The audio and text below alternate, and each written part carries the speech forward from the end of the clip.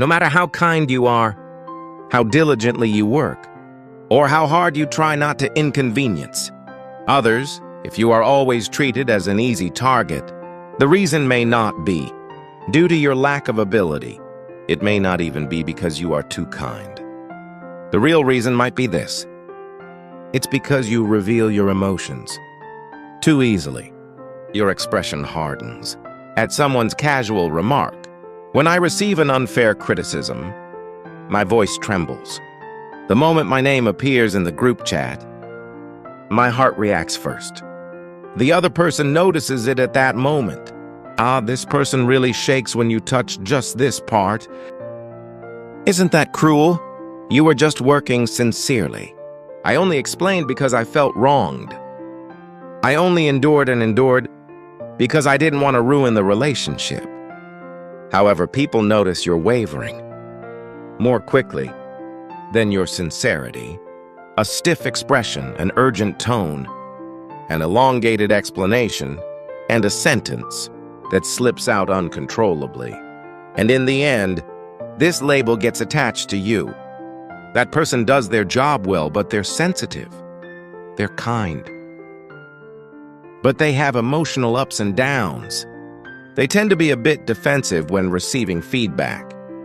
The reason this statement is frightening is that it is not an evaluation of your work. This statement is a label that sticks to the entirety of who you are. Once you get attached, it's hard to let go. From that moment on, if you stay quiet, it becomes sulking. If you explain, it becomes making excuses. And if you feel wronged, it becomes being sensitive.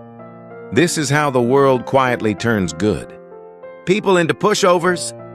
Welcome to the Mind Library, the one life bookstore that fills your subconscious. If you often feel exhausted in your relationships, feel like you've been taken advantage of, despite being kind, and have been pushed to the edge, even after being patient, then you must listen to this series until the end. Why is it that some people cannot be treated carelessly, even when they are quiet, while others seem easy to underestimate? With just a little disturbance, the difference is revealed first in the way emotions are handled, rather than in ability. This is a cold yet warm relationship class for those who want to live kindly, but do not want to be naively taken advantage of. Being kind is not the problem. It collapsed because of innocence. It wasn't because of being too kind. It happened because I couldn't set boundaries. It's not that I was hurt because I trusted people. I was hurt because I couldn't. Read human nature, so make sure to clearly engrave today's sentence from the beginning. Live kindly, but do not live naively. Be a good person, but do not be an easy person. Do not hate people, but learn how to understand them. The Mind Library does not make you a colder person. Rather, it helps your kindness survive longer. It will plant new standards in your subconscious so that your sincerity is no longer trampled by anyone, and your kindness is no longer taken for granted. Today is the first door. The technology that governs me, the wisdom that should be learned first among them. Before defeating others, conquer your own emotions. Many people want to overcome others. I want to defeat the boss who ignored me, the friend who used me, and someday show my family who treated me carelessly. However, the wisdom of old social skills begins in a much harsher place. Before defeating others, I must first capture the emotions that burst out from within me. When emotions like anger, resentment, impatience, impulsiveness, and wounded pride rush out first, what follows is judgment. And where judgment has left, there is always regret. I wonder why I said that back then. I should have just endured a little longer. I didn't say anything wrong, so why did I end up being the strange one? The first declaration we will engrave in our unconscious today is this: I do not make decisions when I am angry. This sentence is not just simple patience. It is the first shield to ensure that a good person is no longer taken lightly. The first door to wisdom that does not crumble under people is emotional control. If I can't hold on to my emotions eventually, a single word from someone else will dictate my day, so we must first learn how to manage my expressions, my tone of voice, and my reactions. Today's video is not about saying you should suppress your anger unconditionally. It's also not about saying you should smile even when you're hurt. Today we will learn, why is it that the moment we get angry, we lose if we speak up immediately? And why does explaining ourselves right away make things worse the more unfair we feel? Also, why is it that a truly strong person is not someone without anger, but someone who doesn't lose themselves even when they are angry? There is a worker. Let's say his name is Minseok. Minseok is not an eccentric person, but he is diligent. He doesn't take shortcuts in his work. If someone misses something, I take care of it. If something urgent comes up, I end up staying to handle it. People say this about Minseok. Minseok does get things done when assigned. He does have a sense of responsibility. However, strangely, Minseok's evaluations drop at crucial moments. It's not because he lacks skill. It's not that I'm not working. The problem is that Minseok's emotions show on his face too quickly. When someone speaks sharply during the meeting, my lips tighten. When the boss shifts responsibility, the look in their eyes changes immediately. When receiving an unfair criticism, there is a sharpness in their voice. Minseok thinks he is hiding it. However, everyone in the meeting room is watching. The assistant in the next seat pretends to look at the laptop screen, but glances at Minseok's expression. The manager across the table quietly observes the atmosphere while sipping coffee. The team leader seems to only look at the report, but in fact, he is waiting for Minseok's reaction, and he thinks to himself, if I touch on this now, it will immediately come out. It was a morning meeting one day. Minseok worked on the materials until 11 p.m. the night before. The original direction was A. However, the team leader said something just before leaving for the day. Let's change the direction to B for tomorrow's report. Minseok was tired, but he opened his laptop again. When he got home, he changed the table, revised the sentences, altered the flow, and only sent the file close to dawn. However, the next day in the meeting room, the team leader speaks in a cold voice. This data seems a bit off, shouldn't we redo it at this point? In an instant, Minseok's mind goes blank. Yesterday, the team leader clearly said to change direction. They didn't give enough time either. But now it sounds like Minseok made the wrong judgment, all by himself. The more cruel thing is that those words came out in front of people. All the team members are sitting in the meeting room. Some people bow their heads. Someone is looking at the screen. Someone awkwardly drinks water. No one is supporting Minseok.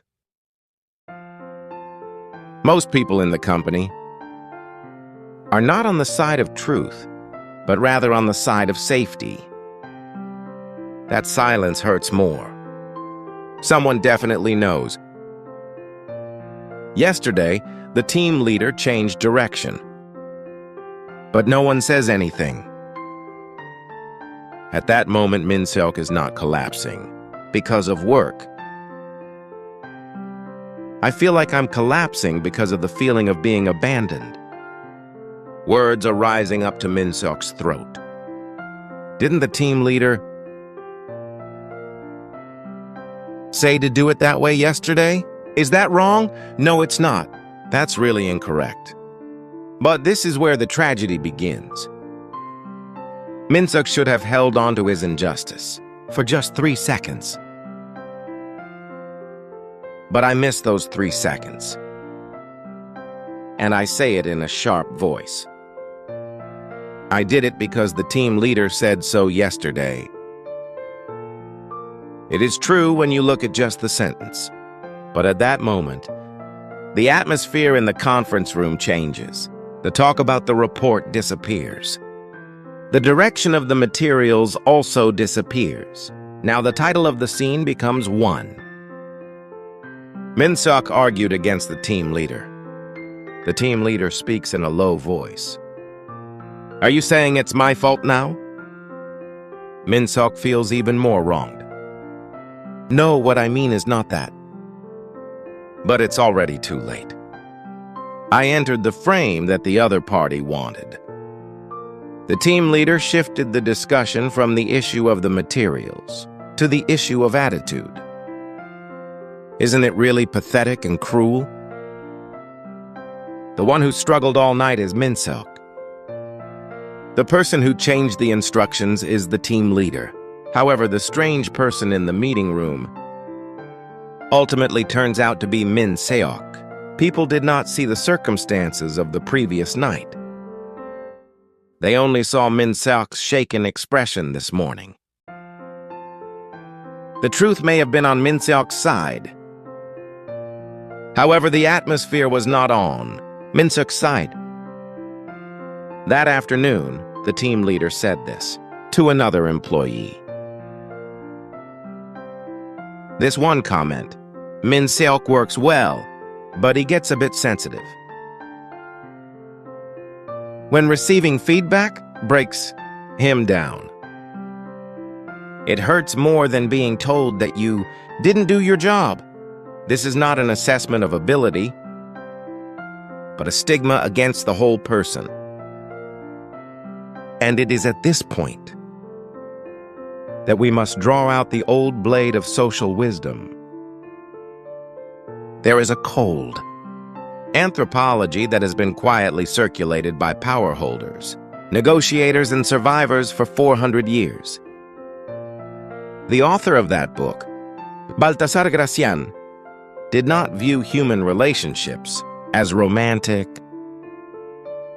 He viewed human relationships as a matter of power, information, distance, and reputation. If we translate his wisdom into today's language, it would be like this.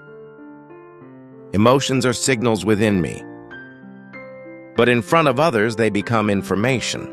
If the other person finds out what makes you angry, they gain a button to manipulate you.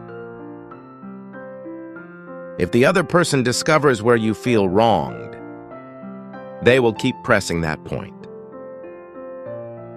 If the other person learns what words break you, they will turn those words into weapons. So self-control is not about eliminating emotions. It is also not about denying feelings of injustice. It is not about pretending to be unaffected. Self-control means not letting your expression, your tone, your sentences, or your timing be dictated by others, even when emotions rise. The way Minseok truly becomes stronger is not by fighting the team leader on the spot. I should have said it like this. Team leader, I have confirmed the points you mentioned. However, it seems there are some conflicts with the existing materials, while reflecting the direction changed yesterday. I'll meet separately for just 10 minutes after the meeting. This sentence is not weak. On the contrary, it is stronger. I did not step onto the emotional board set by the other person. This is how to navigate social situations. This time, it's not a conference room. It's a more familiar place. This is a Kakao Talk group chat. The team leader sends a message at 8:37 p.m. after work. Is there anyone who can gather the materials before the report tomorrow morning? The number of reads decreases. Everyone has seen it, but no one responds. Within that silence lies a cowardly calculation. I wonder who will answer first. Anyway, Soo-jin will do it. She is a very responsible person. I feel anxious when things are empty. If someone looks uncomfortable, I help them first. I accept most requests because I feel like I would be a bad person if I refuse. At first, people were grateful. Thanks to Soo-jin, I survived. But at some point, the words changed. Isn't what Soo-jin does a bit slow? Soo-jin knows this best. Anyway, Soo-jin can organize it. At first, it was gratitude. And at some point, it became something taken for granted. That day, Soo-jin was already exhausted. It was a moment when she had just finished the report, before leaving work and was finally trying to rest. At that moment, the team leader writes again. Soo-jin, since you know data structures well, could I ask you for some help if possible? The name has been marked in the group chat. The moment her name is marked, Soo-jin feels like she has lost her choice. If you refuse, everyone will see it. Even if you stay silent, everyone will see it. If you accept, tonight will disappear. Soo-jin is writing a reply. Yes, I'll try. She erases it. She writes again. Today is difficult. I will erase it again. And in the end, I send the most dangerous sentence. I find today a bit tough too. But it doesn't seem like I'm the only one getting these kinds of tasks. Is that a wrong statement? No, it's not. That's really the right thing to say. However, the group chat is too thin, a vessel to hold the truth. The team leader responds like this. I'm sorry if you felt that way. I just asked if it was possible. But you took it the wrong way?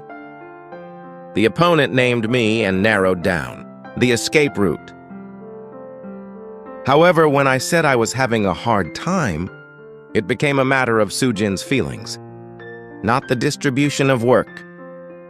Soo-jin becomes a sensitive person in an instant. The next day, a colleague quietly says, You're right, but saying that in the group chat seemed a bit harsh. That's true, but it means that while you weren't wrong, you ruined the atmosphere. You felt wronged, but it means you appeared sensitive. Isn't it really cruel? The person who lost the night is Soo-jin. The person who was asked repeatedly is Soo-jin. However, in the end, the person who ruined the atmosphere is Soo-jin. The more important the words are, the less you should bring them up in the most emotional moments. Intense emotions bring out the right content in a bad form. To protect herself, Soo-jin should have spoken briefly in the group chat. I have personal commitments today, so it's difficult. I will check my availability tomorrow morning. And I should have spoken one-on-one. The next day, team leader, it seems that I have been frequently receiving requests for data collection after work recently. It seems that organizing the criteria for task distribution once would be beneficial for the entire team. Self-control is not just a skill of enduring and moving on. It is the skill of bringing up what I need to say at the most effective place and timing. Now I will change today's wisdom into a standard that can be applied directly in reality. First, do not reply immediately when you are angry. Especially in group chats, text messages, and messengers, sentences filled with emotions linger for too long. Please write this sentence first. I will let you know after checking, rather than answering right now. If you think your expression might stiffen in the second meeting room, please look at your notes before speaking. Bow your head, hold the pen, and pretend to write down what the other person is saying. The more unfair you feel, the slower you should speak. When you speak quickly, the other person focuses more on emotions than on the content. At that time, please say this. I understand the part you mentioned. However, let me clarify the facts once. If necessary, please prepare this sentence as well. I will first look at the facts, rather than react emotionally to that part. I understand the intention behind what you said. However, that expression was a bit uncomfortable. It's not wrong to feel emotions. However, allowing those emotions to replace my tone, expressions, and judgments is dangerous. Emotions are like alarms, but just because the alarm went off doesn't mean you need to burn down the whole house. Feel it, but don't decide. Right away, be aware. However, do not react immediately. I do not make decisions when I am angry. Please use this sentence as your standard today. You are not weak for being hurt. You simply accepted the other person's words sincerely, valued the relationship, and just wanted to remain a good person. That feeling is not wrong, but now you need to understand. Kindness alone cannot protect me. Sincerity alone cannot prevent misunderstandings. Wisdom is needed alongside kindness. Sincerity requires form. Anger needs time. You are not a victim because you are weak. You just haven't learned the standards. It's not because you are lacking that you fell apart. You just haven't learned how to design responses. Starting today, you need to be a designer, not just a responder. Rather than focusing on what others say, first, consider how you will respond. Self-control is not a prison that suppresses me. It is a wall that protects me. Today we learned how to overcome our emotions. But it's not just about controlling emotions that matters. In the next session, we will delve into deeper issues. It is not enough to simply hide your emotions. The moment you reveal everything about yourself too quickly, people start to consume you rather than understand you. The moment you show everything, your inner thoughts, weaknesses, plans, abilities, and dreams that are still unfinished to anyone too quickly, you may become someone easy to understand rather than an honest person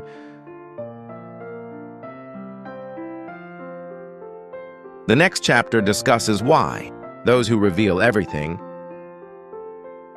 are consumed quickly. Sometimes, when you don't show everything,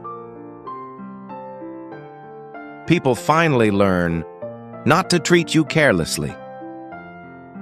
Now I will proceed with today's unconscious imprint declaration. Don't just listen and end it there. The human brain perceives what it sees with the eyes and what it writes with the hands completely differently. The sentences seen with the eyes pass by as information. However, the sentences typed by hand remain as traces of action.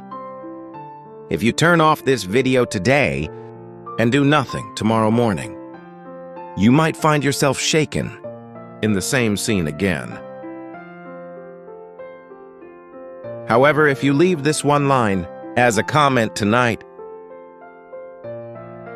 your subconscious will begin to have a new standard. I do not make decisions when I am angry. Please write this sentence in the comment box. I do not make decisions when I am angry. This is not just a simple comment. It is an unconscious contract that I will never hand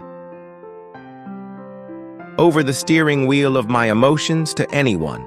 The next time someone treats you rudely,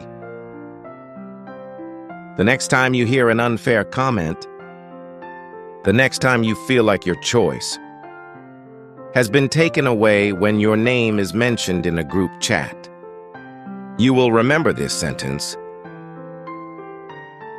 I do not make decisions when I am angry.